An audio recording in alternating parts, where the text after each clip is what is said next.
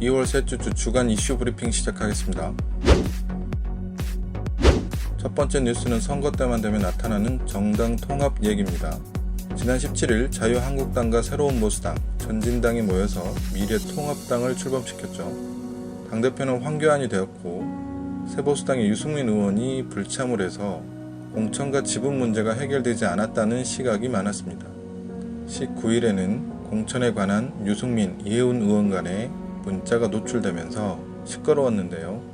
주고받은 문자 메시지에는 이현주 의원은 험지를 피해 부산에서 공천을 받고 이해운 의원은 컷오프, 지상욱 하태경 의원이 경선을 하게 되면 형평성에 어긋난다는 등의 내용이 담겨 있었습니다. 그리고 유 의원은 김영호 공관위원장에 대해 갈수록 이상해지네 라고 언급을 했었죠. 21일에는 이해운 의원이 이은재, 윤상인 의원과 함께 컷오프 대상으로 지명되면서 공천에서 제외됐습니다. 이런 상황으로 볼 때 공천 간 지분 갈등이 실제 있었다라고 할 수 있겠습니다.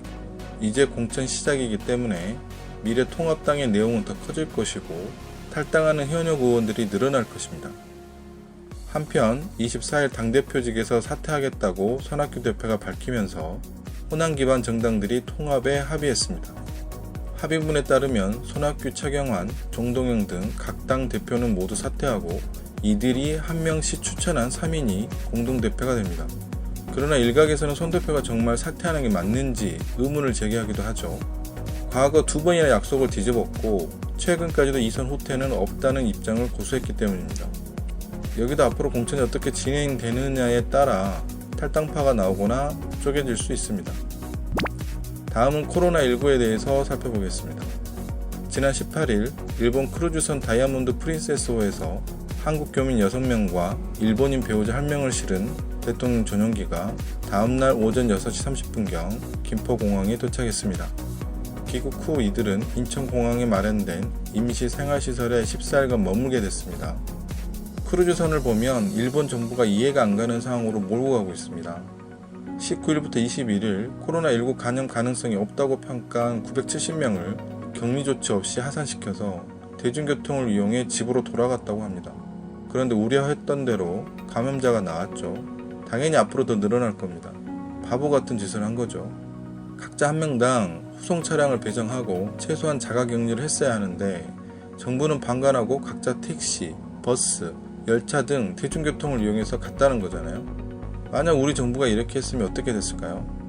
일본이니까 지들 문제는 지들이 알아서 하라고 하고요.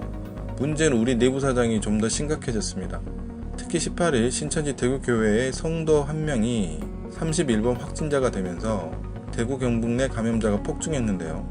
교통사고 환자였던 감염자가 마구 싸돌아다니면서 신천지 예배당뿐만 아니라 서울과 대구 등지의 집과 사무실, 심지어 찜질방으로 이동을 했고요.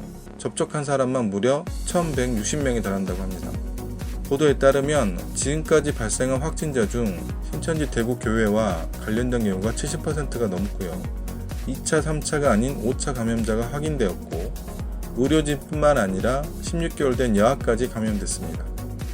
대구 경북은 물론 국내 17개 광역시도 전체에 확진자가 발생하게 됐고요. 23일 밤 10시 현재 확진자가 602명, 격리 해제 18명, 사망자도 사흘 만에 6명이나 발생했습니다. 이렇게 되자 문재인 대통령은 전문가들의 공고에 따라 코로나19의 유기경보 단계를 심각으로 올려 대응체계를 강화하겠다고 했어요.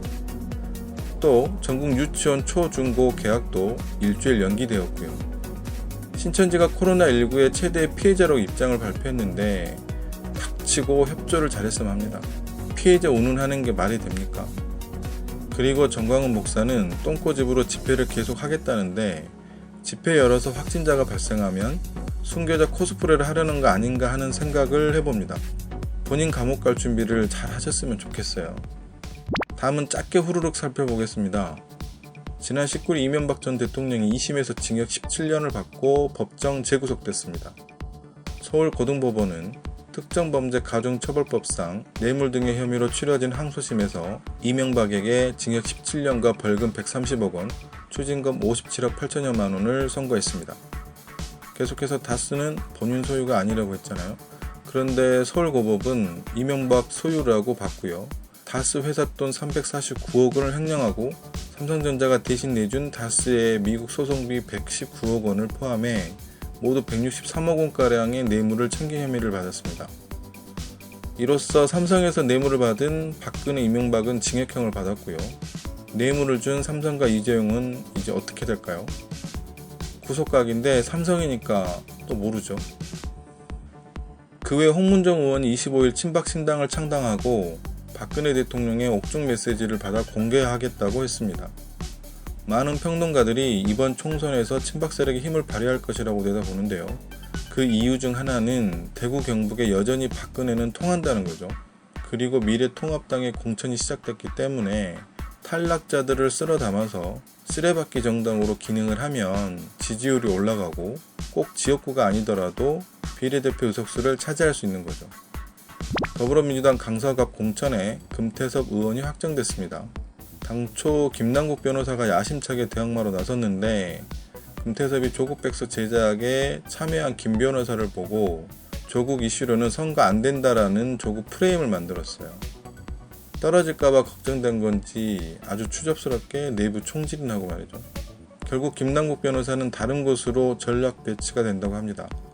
민주당을 생각하면 당선돼야겠지만 금태섭을 생각하면 냉큼 떨어졌으면 하고요. 금태섭은 아무리 봐도 저는 이 그림이 더 잘 어울린다고 봅니다. 이상 안박사였습니다.